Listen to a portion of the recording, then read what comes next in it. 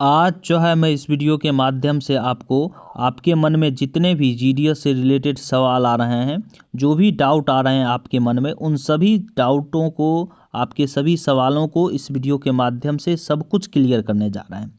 और जैसा कि आपको मालूम है, मैं खुद भी जीडीएस बीपीएम हूँ। लगभग 3 वर्षों से जीडीएस बीपीएम पद पे कार्यरत हूँ।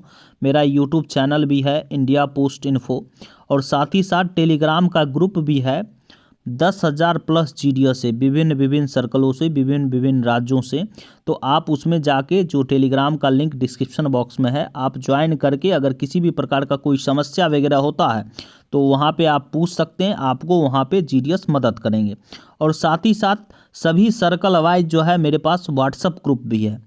तो मेरा खुद का भी अनुभव है, जीडीएस बीपीएम पद पे कार्य कर रहा हूँ।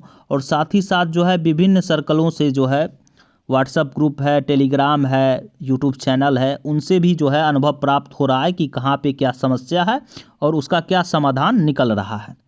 तो इस वीडियो के माध्यम से पूरा एक्सप्लेन करने जा रहे हैं कि मेरा खुद का सिलेक्शन कितने परसेंटेज पे हुआ। और मेरा सिलेक्शन जो है दूसरे राज्य में हुआ था, लेकिन मैं अभी प्रेजेंट में जो है बिहार में कार्य कर रहा हूँ, बिहार सर्कल में। और घर से लगभग 3 किलोमीटर की दूरी पे जो हूँ, जीडीएस बीपीएम पद पे कार्य कर रहा हूँ, ट्रांसफ़र करवा के आया। तो वो सब एक्सप्लेन करने जा रहे हैं। साथ ही साथ जीडीएस का क्या काम होता है, कितना प्रेशर रहता है, वो सब भी पूरा एक्सप्लेन करने जा रहे हैं। सैलरी एक्सप्लेन करेंगे। साथ ही साथ ट्रांसफ़र कब ले सकते हैं, अगर आपका दूसरे जगह सिलेक्शन हो जाता है, दूसरे राज्य हो जाता है, दूसरे डिवीज़न हो जाता है, तो आप ट्रांसफ़र कब ले सकते हैं।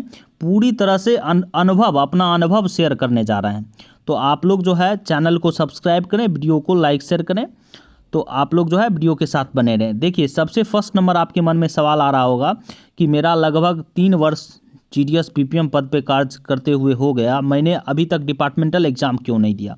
डिपार्टमेंटल एग्ज़ाम एलिजिबिलिटी के लिए 1 जनवरी तक आप एलिजिबल्स होने चाहिए। उसके बाद का जितना भी दिन रहता है वो काउंट नहीं होता है, तो इसीलिए एलिजिबल नहीं है। और मेरा कुछ और भी जो है अपना अलग रीज़न है, कुछ और भी प्रिपरेशन चल रहा है। मैं इसको जो है पार्ट टाइम के रूप में लेता हूँ, तो जो है उसका भी प्रिपरेशन चल रहा है। और जब भी डिपार्टमेंटल एग्ज़ाम्स के लिए एलिजिबल्स होंगे तो एग्ज़ाम देंगे, इसमें भी एग्ज़ाम देंगे। अब देखिए, पूरा एक्सप्लेन करने जा रहे हैं। दूसरे राज्य में मेरा जो है 95 पे हुआ परसेंटेज पे सिलेक्शन। और जो नॉर्मल प्रक्रिया रहता है, फॉर्म मैंने फिल किया, और फॉर्म फिल करने के बाद जो है वहाँ पे आपको पता ही है कि नंबर बेस्ड पे ये जॉब होता है। नाम आया, वेरिफिकेशंस करवाने गए और जॉब हुआ। और दूसरे वीडियो में मैं पूरी तरह से एक्सप्लेन करूंगा कि क्या क्या डॉक्यूमेंट्स वगैरह लगा। यहाँ पे जो है पूरी तरह से एक्सप्लेन करने जा रहे हैं कि क्या क्या प्रॉब्लम्स वगैरह हुआ स्टार्टिंग पॉइंट में जहाँ पे मैंने ज्वाइन किया। टारगेट का देखिए, हर एक जगह सब प्रेशर रहता है, लेकिन उसको जो है अगर आप मैनेज करना चाहिएगा तो कर सकते हैं। अपने वार्ड कमिश्नर से, अपने मुखिया से मिलिएगा, गांव को लोगों के साथ इंटरेक्ट होइएगा, तो आप जो है टारगेट को अचीव कर सकते हैं। अगर टाइम इन्वेस्ट कीजिएगा तो अचीव कर सकते हैं। अब देखिए, काम क्या क्या करना पड़ता है हम आपको बताने जा रहे हैं। जीडीएस में 3 तरह का पोस्ट होता है। 3 तरह का पोस्ट होता है। सबसे फर्स्ट नंबर जो है पोस्ट होता है यहाँ पे जीडीएस बीपीएम का, ब्रांच पोस्ट मास्टर का, जो ब्रांच पोस्ट ऑफिस के हेड होते हैं। और एबीपीएम का, उसके बाद असिस्टेंट ब्रांच पोस्ट मास्टर और डाक सेवक का। तो एबीपीएम का पोस्ट और बीपीएम का पोस्ट ब्रांच पोस्ट ऑफिस के ही अंतर्गत होता है। और डाक सेवक का पोस्ट जो है सब पोस्ट ऑफिस, एसओ के अंतर्गत होता है, एचओ के अंतर्गत होता है, जीपीओ के अंतर्गत होता है। तो आप समझ गए, मतलब वो ऑफिस के अंतर्गत काम करने वाला डाक सेवक का पोस्ट है। लेकिन काम तो 4 घंटे का ही है, आपको पता ही है, 4 घंटे का ही काम होता है जीडीएस का। जो पहला ज्वाइनिंग होता है, नया फ्रेश ज्वाइनिंग में 4 ही घंटे रहता है। बाद में जो है आप उसको लेवल इंक्रीज करवा के मैक्सिमम 5 घंटे तक जा सकते हैं। तो जो डाक सेवक का काम, जो एसओ में, एचओ में, 4 नाम का 4 घंटे का होता है, लेकिन काम करवाते हैं 7 घंटा 8 घंटा करवाते हैं। अब जहाँ तक बात रहा जीडीएस बीपीएम पे और एबीपीएम पे, एबीपीएम का काम रहता है एसओ से लेकर जहाँ से भी डाक आ रहा है, ट्रांजिट ऑफिस जहाँ से भी है, डाक लेके आना अपने ब्रांच पोस्ट ऑफिस में, और वहाँ जो है बीपीएम को देना अपना। वो बीपीएम जो है अपना बीओ जनरल में मेंशन करेंगे। बीओ जनरल में मेंशन करने के बाद आज के डेट में आपको पता है बैग ओपन वगैरह होता है, और उसके बाद जो है उसको डिलीवरी करना, एबीपीएम का काम। और उसमें भी 2 पोस्ट होता है, एमसी का, एमडी का। अगर आपको एमसी का मिल गया सिर्फ, तो आप जो है सिर्फ डाक लाएंगे बीओ, और बीओ जो है डाक लाएंगे और उसको जो है बीओ से अगर कोई डाक जा रहा है तो उसको एसओ पहुंचाएंगे, यही बस काम है। अगर दोनों मिल गया एमसी एमडी का तो आपको चिट्ठी लाना भी है, डिलीवरी भी करना है, और आपको जो है वहाँ पे ट्रांजिट ऑफिस तक अपना डाक लेके जाना भी है। ये सब वगैरह काम रहता है, दोनों काम है। और समझ गए आप लोग। और अब देखिए वर्क प्रोफाइल क्या है, काम क्या है जीडीएस बीपीएम का। जीडीएस बीपीएम का काम है जितना भी इंडिया पोस्ट का स्कीम है उस सभी को मार्केटिंग करना, जितना भी SB, RD, TD, SSA, PLI, RPLI, CLC वाला काम, आईपीवीपी का काम, सब कुछ काम जो है आपको अपने क्षेत्र के अंदर विस्तार करना, लोगों को जागरूक करना, और आपको जो है अकाउंट ओपन करना, नया अकाउंट ओपन करना, लोगों को समझाना। तो स्टार्टिंग पॉइंट में मुझे भी प्रॉब्लम हो रहा था, लेकिन धीरे धीरे जो है लोगों के साथ कनेक्टिविटी बढ़ा तो टारगेट भी अचीव हो जा रहा था। दूसरे राज्य में थे, जब मेरा पहला ज्वाइनिंग हुआ दूसरे राज्य में, तो उस समय जो है प्रॉब्लम होता है। स्टार्टिंग पॉइंट जो है 3-4 महीना बहुत प्रॉब्लम हुआ, तो धीरे धीरे जो है उसको मैनेज करना सीखे, धीरे धीरे लोगों के साथ इंटरेक्ट हुए तो अकाउंट ओपन स्टार्ट हुआ। धीरे धीरे जो है देखिए, अगर ऊपर से फ़ोन भी आता है तो आपको डायरेक्ट नहीं कहना है कि जो है सर नहीं हो पाएगा। अगर कहते हैं कि आज 10 अकाउंट खोलना है, ये करना वो करना, ठीक है सर प्रयास कर रहे हैं, हम खोलेंगे, प्रयास कर रहे हैं सर, फील्ड में जा रहे हैं, ये देखिए ऑफिशियल ढंग का भाषा हुआ, प्रयास कर रहे हैं, यही सब रहता है। तो धीरे धीरे स्टार्टिंग पॉइंट में प्रॉब्लम हुआ, किसी के भी साथ प्रॉब्लम हो सकता है। स्टार्टिंग पॉइंट में आपको रहने में भी प्रॉब्लम हो सकता है, बहुत सारा समस्या होगा, लेकिन आप जो है हमको लगता है कि 1 महीना के अंदर जो है पूरी तरह से एडजस्ट कर जाइएगा, कोई इशू नहीं रहेगा। अगर लोगों के साथ आप कनेक्टिविटी, लोगों के साथ जाएंगे तो कनेक्टिविटी अपना बढ़ेगा और आप जो है अकाउंट वगैरह ओपन कर सकते हैं। एबीपीएम का काम जो है डिलीवरी का है, चिट्ठी लाने का है, चिट्ठी पहुंचाने का है, यही काम है। और साथ ही साथ जो है अगर वो चिट्ठी डिलीवरी करेंगे तो जो है उनको भी काम है बीपीएम को मदद करना, वो उनका भी काम है पूरी तरह से इंडिया पोस्ट के स्कीम्स के रिगार्डिंग जो है पूरी तरह से लोगों को समझाना और अकाउंट्स वगैरह जो है लाना। जब हैवी टारगेट रहता है तो बीपीएम एबीपीएम दोनों को जो है टारगेट दे दिया जाता है। देखिए वो मैनेज करने के ऊपर है, अगर आप एडजस्ट कर जाते हैं तो कोई दिक्कत नहीं है। तो स्टार्टिंग पॉइंट में मुझे भी प्रॉब्लम हो रहा था, उसके बाद जो है करीब 1 साल प्लस हुआ और मैं जो है कॉन्शस था उस समय, क्योंकि मुझे ट्रांसफ़र चाहिए था। आपको पता था कि पहले जो है 1 साल में ट्रांसफ़र का नियम है, अब तो 2 साल हो गया। आप लोग जितना भी ज्वाइन कीजिएगा सबका 2 साल हो गया है, 2 साल होगा तभी आप जो है ट्रांसफ़र ले सकते हैं। तो मैं कॉन्शस था, मेरा 10th वेरिफिकेशंस हुआ, उसके बाद कास्ट वेरिफिकेशंस हो गया, ईडब्ल्यूएस से बिलोंग करता हूँ, और पुलिस वेरिफिकेशंस हुआ, टोटल वेरिफिकेशन हुआ, किसी भी प्रकार का कोई एक्शन नहीं था। मेरा ट्रांसफ़र जो है खुला, पोर्टल खुला, मैंने अप्लाई किया, उसके बाद जो है बिहार में आ गया, घर से 3 किलोमीटर पे है।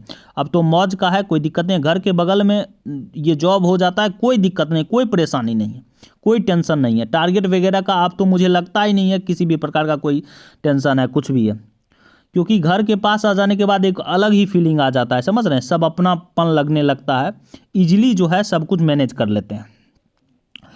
और जहाँ तक बात रहा सैलरी का, तो जीडीएस बीपीएम का सैलरी जो है 18 से 19 हज़ार के बीच है, और एबीपीएम और डाक सेवक का जो है 10 हज़ार बेसिक होता है, 15 से 16 हज़ार के बीच है अभी जो करंट में चल रहा है, यही सब है।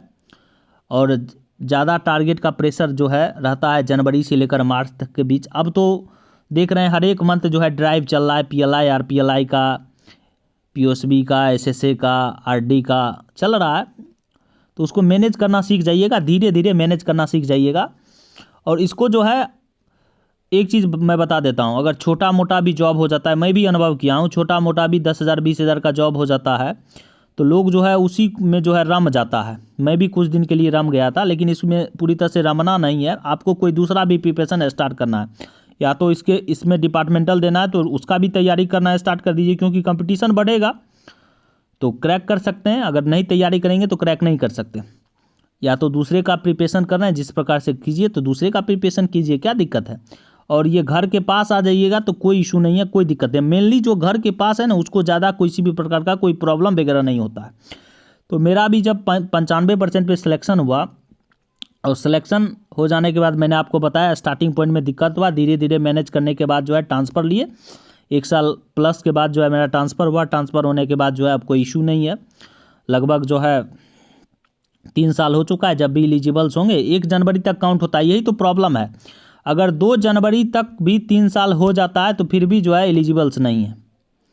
पिछले वर्ष जो है रिलैक्सेशंस मिला था 1 साल के लिए, तो 1 साल के लिए रिलैक्सेशंस मिला था, तो उसमें भी जो है 1 ही जनवरी तक 2 साल मांग रहा था। तो एलिजिबल्स होंगे तभी दे सकते हैं। बहुत सारे भाई लोग के मन में यही सवाल रहता है, क्या है क्या नहीं है, सच्चाई है, रियलिटी है। तो पूरा एक्सप्लेन मैंने कर दिया। 95 पे हुआ, दूसरे स्टेट में हुआ। अब बहुत सारे भाई लोग के मन में ये सवाल होगा कि किस स्टेट में हुआ। तो देखिए ये सब चीज़ मैं डिस्क्लोज़ नहीं करना चाहता हूँ, आप समझ ही रहे हैं सब बात है। तो आपका भी सिलेक्शन हो सकता है, 95 पे हो सकता है सिलेक्शन, लेकिन उसके लिए आपको थोड़ा बहुत मेहनत करना पड़ेगा। अब मेहनत क्या करना पड़ेगा हम आपको बताने जा रहे हैं। देखिए मेहनत ये है कि जिस स्टेट में जो है कम जा रहा है कटअप, आप चेक कीजिए, मेरे टेलीग्राम ग्रुप पे आप जाके ज्वाइन कीजिए, मैसेज वहाँ पे पिन किया हुआ है, आप उस पर जो है टैप करते रहिएगा, आपको जाएगा नीचे, वहाँ पे दिखेगा कि कट ऑफ के रिगार्डिंग। आप जैसे ही टैप कीजिएगा सभी सर्कल का जो है आपको वहाँ पे लिस्ट मिल जाएगा, लास्ट वैकेंसी का लास्ट लिस्ट मिल जाएगा। और वहाँ पे जो है आप लोग चेक कर सकते हैं कि किस डिवीज़न में आपको अप्लाई करना है और वहाँ पे किस कैटेगरी का कितना जो है कट ऑफ गया है, ये सब है। तो वहीं पे जाके आपको अप्लाई करना है। सीट भी देख लीजिएगा, सीट अच्छा खासा है कि नहीं है, नहीं होगा तो दूसरे स्टेट में भरेंगे, दूसरे डिवीजन्स में भरेंगे, इस प्रकार से। तो मैंने पूरा आपको बता दिया क्या है, स्टार्टिंग पॉइंट में होता है। और बहुत लोग जो है टारगेट के वजह से, आपको पता है, अब नहीं झेल पाते हैं तो क्या करेंगे, कुछ लोग जो है जॉब को क्विट भी कर देते हैं, छोड़ भी देते हैं, ये सच्चाई है। अनुभव के आधार पे बोल रहा हूँ। सभी सर्कल से जो है जीडीएस हमसे जुड़े हुए हैं, विभिन्न सभी सर्कल से। टेलीग्राम पे 10,000 प्लस जीडीएस है, यूट्यूब पे आप देख ही रहे हैं इतना है सब्सक्राइबर है। और आप जहाँ पे भी चल जाइएगा आपको एक चीज़ ज़रूर पता चलेगा। देखिए मैं सही जानकारी देता हूँ, आपको एक चीज़ ज़रूर पता चलेगा कि इंडिया पोस्ट इन्फो वाले भैया जो है सही जानकारी देते हैं। तो ये अनुभव है, ये पूरा एक्सपीरियंस है। अभी जो है आ गए हैं, बिहार आ गए हैं, कोई इशू नहीं है, कोई दिक्कत ही नहीं है, कोई घर के पास 3 किलोमीटर पे है, कोई दिक्कत नहीं है। तो जो भी कष्ट झेलना है अब तो 2 साल झेलना पड़ेगा, जहाँ पे भी है। अगर थोड़ा दिन कष्ट झेल सकते हैं तो घर के पास आ सकते हैं। 2 साल अब जो है ट्रांसफ़र हो चुका है, थोड़ा दिन कष्ट झेलिएगा तो अपने घर के पास आ सकते हैं। और यही सब जो है होता है जो बेसिकली जो है स्टार्टिंग पॉइंट्स में। और मेरे साथ जुड़े रहिएगा तो बहुत सारा चीज़ आप सीख जाइएगा, हैंडल भी करना सीख जाइएगा, किस प्रकार से क्या प्रेशर वगैरह जो है हैंडल करना है, किस प्रकार से फॉर्म वगैरह जो है फिल करना है, या किस प्रकार से आप सिलेक्शन हो जाएगा पूरा, जो है आप जॉब में आ जाइएगा। बहुत सारा परेशानी होता है तो उसमें जो है हेल्प कर देंगे आपको, जो है हर संभव। देखिए मैं प्रयास करता हूं कि सभी को जो है मदद कर पाएँ, लेकिन आप तो समझ ही रहे हैं कि जो है बहुत ज़्यादा धीरे धीरे बढ़ रहे हैं, तो बहुत सारा प्रेशर हो जाता है, सबका कॉल अटेंड करना भी जो है मुश्किल हो गया है। लेकिन फिर भी जो है लाइव आके बहुत सारे डाउट्स क्लियर कर रहे हैं। आपको टेलीग्राम में बहुत सारे जीडीएस भाई लोग आपको मदद कर देंगे। जितने भी लोग एक बार अप्लाई करने से पहले टेलीग्राम ग्रुप में ज्वाइन कर लें और लास्ट वैकेंसी का लास्ट कटअप ज़रूर देख लें कि कौन कौन से जो है डिवीज़न में आपको अप्लाई करना है, कहाँ पे कितना कैटेगरी वाइज गया है, और उसके बाद ही जो है आप अप्लाई करें। और अगर किसी भी प्रकार का कोई प्रॉब्लम है टेलीग्राम पे आप मैसेज करें, आपको जो है सभी लोग मदद करेंगे। तो अगर वीडियो पसंद आया तो चैनल को सब्सक्राइब करें, वीडियो को लाइक शेयर करें। Thank you.